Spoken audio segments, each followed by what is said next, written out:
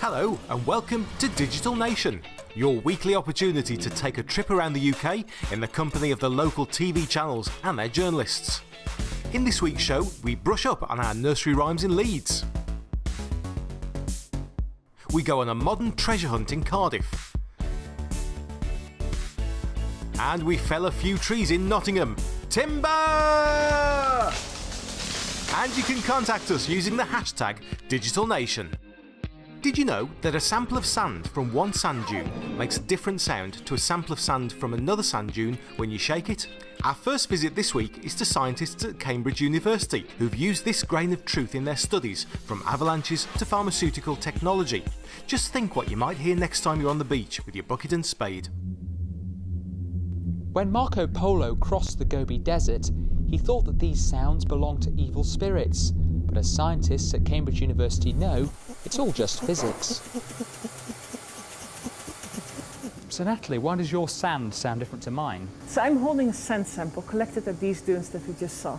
These are dunes in Death Valley National Park in California, in the United States. This sample was collected from the top of the dune. And if you shake them, you can actually hear and feel a vibration. And that's because these sand grains are very smooth, very rounded. So as they move, they rub and shear on top of each other. And that's one of the components why it makes this sound. So we're trying to bring one of those large desert dunes into the lab and looking at certain physical processes in greater detail. So my student Matthew is looking at avalanches here. And we're creating a small heap of grains at the top. And we're looking how often these avalanches occur, how far they go, and how thick of a deposit they leave behind. And this is one way to actually study physical processes in greater detail. Because what we're interested in is not go out only at the desert and doing these large-scale experiments, but trying over and over again in the lab with the same set of parameters to really focus in on the important physical aspects. These studies don't only show us how nature behaves, but also give scientists a clue about how to build technologies. For example, pharmaceuticals need to know how to mix their drugs together evenly, rather than segregating the particles, which is something that Dr. Paul Jarvis's experiment into sand dune migration could reveal. Over to Belfast now, where a local arts organisation has created a company of over 50 performers for a new production of a Ravel opera. Amalgamating the talents of the varied groups of singers, dancers, drama and poets has been a challenging but rewarding experience for the members of the cast. We're going to be performing our own adaptation of a Ravel opera, L'Enfant et le Sortilège, and we've adapted the script. We've added some additional music, and we've also added some additional poetry from our creative writers. We're bringing all our groups together. There's going to be a cast of over 50 from Open Arts Community Choir, our Luminous Soul Dance, Monday Players Drama, and also a couple of participants from the creative writing who'll be part of the production in terms of reciting their own poetry. I think it's good for people's social skills and stuff, and it gets them out and about and gives them a challenge. And also I think the arts is a good thing in terms of it can give us maybe a deeper insight into life and make us reflect and ponder on issues that we've had in our own lives. It's a creative thing, and plus you get to see a lot of different people and different ways of being, and I find that I come in here a couple of times a week. It's been really good for me mentally and physically. And it just because I've done a few performances, and it's very, very rewarding. If you were a young artist and wanted to tell everyone to take care of the environment by painting a picture, what would be the best way to get your message across? How about having your work of art exhibited on the side of every council recycling lorry in Oxfordshire? One lucky competition winner received just such an award. Back in the summer, Oxford City Council ran a competition for school students to design a new work of art to appear on the side of its refuse and recycling lorries. The winner was Imogen, aged 10, from St Barnabas School in Jericho. Imogen designed the winning poster, along with many other submissions from her classmates. I just thought how we could improve the world and how it might turn out if we didn't recycle. So if the ideal world with everything, with the trees and it all being eco with all animals and stuff like that. But if we don't recycle, then it could just it wouldn't have trees. And then without trees, we wouldn't really be able to live that much. So it just promotes what we really need to do, so it doesn't turn out to be a world that we really do not want to live in. Councillor John Tanner, board member for a cleaner, greener Oxford, helped come up with the competition. I think this is just fantastic. Good old Imogen, and we all need reminding as we come up to Christmas how important it is to recycle and to recycle as much as we possibly can. So, I mean, Oxford already recycles nearly half of everything we throw away. So remember, think before you throw. The annual World Nursery Rhyme Week was recently celebrated in Leeds by parents and their little ones. The use of song and words as an aid to learning has always been a fun way of interacting with the young. And by making the sessions available to all, whether at home or in a class, everyone can join in. Made in Leeds went along to shake a tambourine. This week it's World Nursery Rhyme Week, celebrating the importance of nursery rhymes in early childhood development and education. To celebrate this annual initiative, Music Bugs, a preschool music and singing class, invites their mums and children to join in with a nursery rhymes special. These classes are aimed at children from newborn to 4 years old. Music Bugs sessions take place all over the UK and encourage mums to take the nursery rhymes into the home. Nurseries, people at home, grandmas, granddads, mums, dads, schools, nurseries, can just register. If they go onto, if you have a look on Facebook, there's World Nursery Rhyme Week Facebook page. There's a link there. If you click on that, and you can download for free all 5 nursery rhymes from this week. You can get certificates, you can get pictures, you can get posters, loads and loads and loads of fun things to do at home or in class.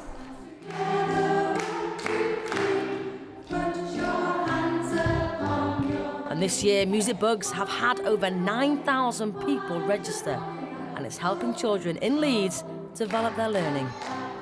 A child might come in that's a little bit quiet, we're noisy, we just have loads of fun. So sometimes it can be a bit of a, whoa, there's a lot going on here. So then, it's lovely to see then as week 2, they're starting to come out of their comfort zone a little bit and they're, starting to join in that little bit more, leave mum's side a little bit. So yeah, it's lovely. And especially as we separate our classes. So we have baby classes, which are for 4 weeks up to a year.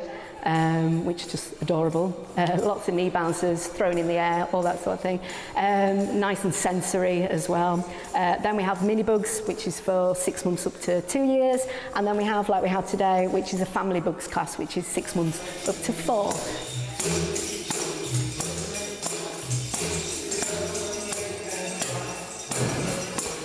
And amongst all the singing and wiggling, Vicky thinks something like Music Bugs is really important here in Leeds. You get to see them develop, you get to see them from when they first started to a couple of weeks down the line, how much they've grown in confidence, they're singing, they're counting, it's just amazing to see, and I have the best job in the world. In the fickle world of pop music, you can go from icon to no one in the blink of an eye, but some diversify their talents and re-emerge just as popular. One such character is Marty Pellow, once lead singer with top band Wet Wet Wet. He now stars as Ebenezer in the pantomime Aladdin, as he told STV Glasgow. Now, you're no stranger to being on the stage, both musically and in theatre, but what's it like doing something like this? Is it completely different, or is this just, second nature to you? Well, we'll do like 21 or whatever it is, 30 shows in 21 days, so it happens very quick. But I thoroughly enjoy the discipline of that. And it isn't really a big departure, it's about people having a good time and crowds enjoying what you do. Where do I go for that? Where do I sign up? Partner's about escapism, it's about fun. Yeah, there's an element of hard work, but it's about embracing the medium of it. I entertain, I'm about escapism and that, and people can tap into that. It's hard graft, but a real job would kill me.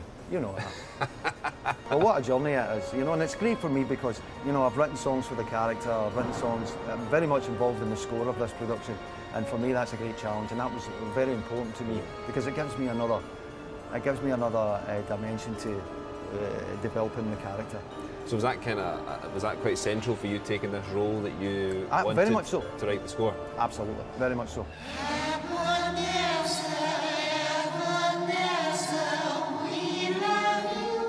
I think the thing that sets this production aside from everything else is the special effects. We've worked with the illusionists, the twins, to make Aladdin's flying carpet go out over the audience. It turns upside down. 3D, again, plays an important part in the show. We have a huge giant ape, a huge gorilla, who tells Marty what he has to do to get the lamp. And Marty transforms himself into a slithering snake in the second half. So it's a full-on West End show here in Glasgow. So you're looking forward to working with the rest of the cast then as well? Yeah, because I can speak as quickly as I want. and that's always a blessing. You know, I did the panto in Birmingham last year with Julian Clary, and I absolutely adore that man. It was great fun. It was a great introduction for me to see it, and the Crankies came to see me, and because they're a bit of an institution up here.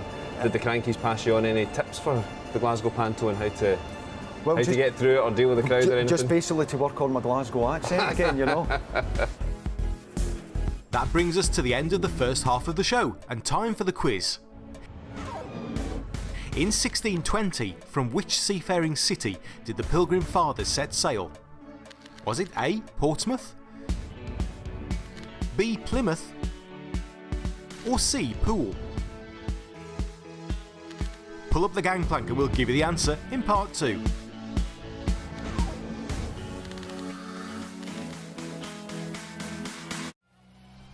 Welcome back to Digital Nation. Before the break, we asked you, in 1620, from which seafaring city did the Pilgrim Fathers set sail? And the answer is B, Plymouth. In 1620, 100 Puritans boarded the Mayflower, setting sail for the New World, eventually landing in what became known as Massachusetts. To Scotland now, where growing your own vegetables can be an extremely rewarding pastime. Not only do you get to eat the produce, but you know how it's been grown. However, it can be quite daunting when you're a newcomer to the gardening world, so any hints and tips are always welcome, as STV Edinburgh found out. It's not ideal to grow the same vegetables in the same spot year on year. Can you tell me a wee bit more about why that is? Well, crop rotation isn't a new idea.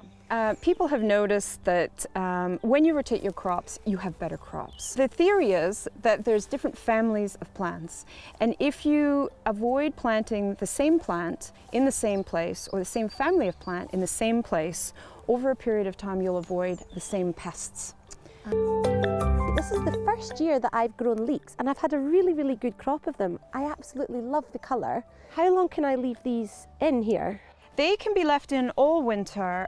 Last year we were harvesting leeks well into the spring, actually. So even in the frost? Yeah, they are what they call frost hardy. They say that they stand well, which means that they can remain in the soil. The only issue is if it's a really severe winter and you're getting a lot of frost, you're not going to get them out of the ground. Oh yeah, that's true.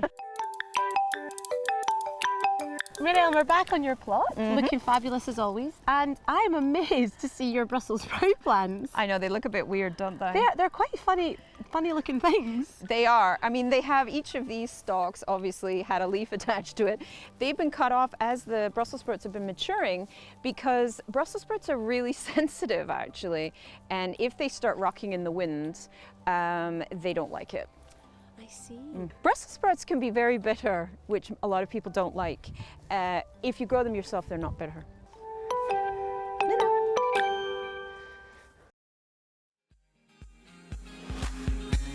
To Portsmouth now, and in today's high-tech world, advertising is as simple as data via our handheld tablets and phones shown as banners, or maybe a multi-million-pound ad on TV.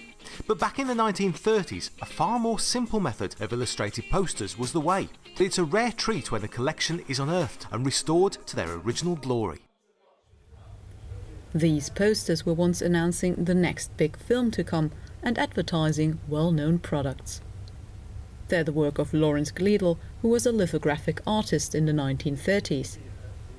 But the colourful art hasn't seen the light of the day in almost 80 years, and in an effort to find out more and credit Lawrence's work, his son Goff has gone back in time to put the unique posters on display.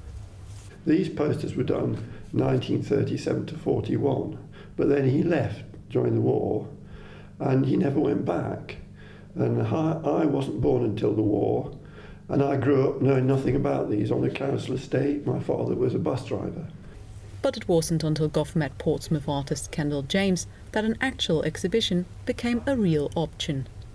Thanks to digital technology, she was able to restore posters that were damaged and made them viewable again.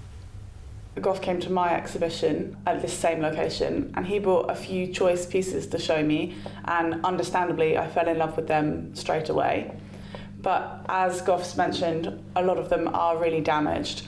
So here in this show at the moment, everything that's on display is basically in really good condition. We've got a couple of examples of the work that I did, and that is to piece together all of the elements of all of the ones that are damaged to make them viewable again as they would have been in the past. So some of them have big holes in, some of them are in two halves. Obviously they're far too damaged to have on display, but we do have versions of them on display thanks to me digitally remastering and enhancing them. So finally, for the first time in 80 years, we're able to show something like this. And I'm pleased to say, as is Goff, that his father finally has his first solo show. That's right, yeah. Time for Creative Kingdom now, and depending where you're from, what's in a name?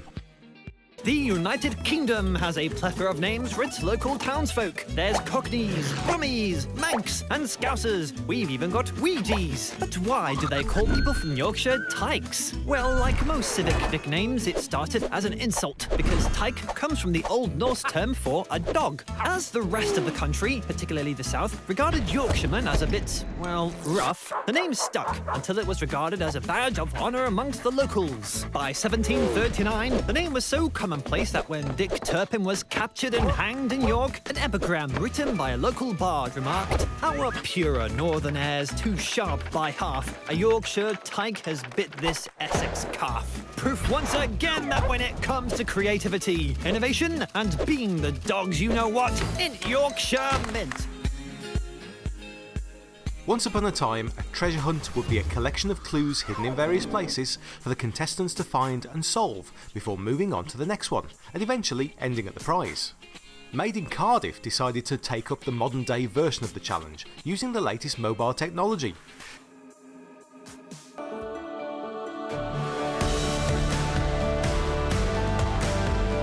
Okay, so we're off to location 1. I think we should go to this one here, popular culture. Okay. So, Tom, you can be the sat nav because I'm really bad at directions. I'm the Tom. Love that. So funny. Okay, so we're going to just round the corner on the Hayes.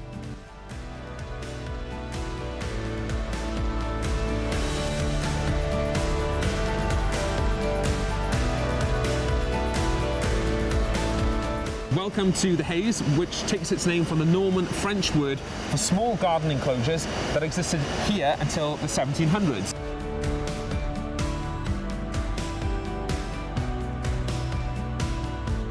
The building that dominates the Hayes is the Cardiff Free Library. It was built in 1882 to reinforce Cardiff's claim to become a city. Find the entrance to the Cardiff story. The facade is adorned with inscriptions and statues. That was big long words for me. Well done. Who is this man? Hint, look next to Rob.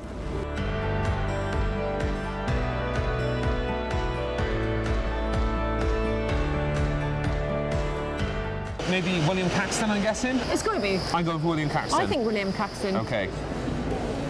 And let's do this. Correct answer.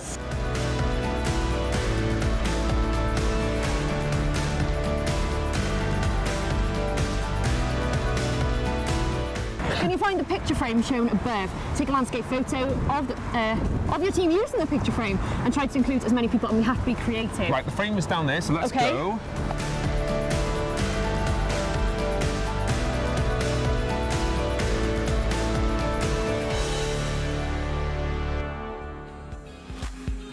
Now, they say those who don't know history are doomed to repeat it, and so the stories of the Great War and World War II are staples of our classrooms across the country. But in Birmingham, one school has gone a step further, using a nearby plot of land to allow the young children to experience, in some small way, the conditions faced by the troops in those dark days. Some things you can learn by reading about them in books. Others you learn by doing. These students from Blakesley Hall Primary School were out in Eco Park not only to learn about nature, but to get an idea what it might have been like for soldiers serving in the Great War over 100 years ago. We do lots of working outdoors anyway at school, but this just sort of encompasses the whole topic work that they're doing, brings it alive really. The children built makeshift shelters and also made their own soup. And although it's a lot more peaceful here than in a war-torn Europe, the school feel that having an environmental centre right on their doorstep is a great resource when it comes to teaching. It's fantastic. I mean, it's only 20 minutes walk from school, so it's readily available to us. Not only do I use it with the Year 6, but we use it for other groups of children throughout the year. Finally, a trip to an ancient forest in Nottingham undergoing some necessary tree felling. Trees are an important part of our environment, taking in carbon dioxide and producing the oxygen we breathe. But certain species can be invasive, so careful measures have to be taken to restore the natural balance of the forest. This is a delicate operation to be tackling with a chainsaw. Fell enough conifers and native broadleaf trees will flourish, the light dappling through their branches to allow plants and animals on the forest floor to thrive too. Fell too many and too much light will flood through. Not good for the flora and fauna here at Oldmore Wood in Estuary. So Oldmore Wood is an ancient woodland, which means that it's at least 400 years old, and these are some of the most important wildlife habitats that we have in the country. They're really the country's rainforest. There's more species diversity in an ancient woodland than any other habitat that you like to come across. From here you can see just how much conifers have taken over this woodland. They make up almost that whole front line of trees. Now the plan is to gradually fell them and take this woodland back to the way it was for hundreds of years. The aim's to create woodland like this. With the conifers that sprang up here in the 60s and now block out sunlight felled, other species can thrive. In the spring, a carpet of bluebells will replace the leafy blanket laid out over the forest floor now. Paul, what's so special about the woodland we find ourselves in now? We're standing in an area of woodland here which is largely restored, so we've removed the majority of conifers from this part of it, and as you can see around, what we're left with is a really good balance of native broadleaf species, a good mixture of species as well, and of different ages, and really this is exactly what we're looking for in terms of a woodland which is the best we can achieve really from an ecological point of view. It'll be years before Oldmore Woods fully returned to its ancient splendour. This gradual process of felling, though, is now bringing Britain's historic landscapes back to life in knots. And that's it for this week. If you want to catch up on previous episodes, you can go to the BBC website, bbc.co.uk/digitalnation. Or why not log on to the website of your own local TV station. So, until next time, goodbye.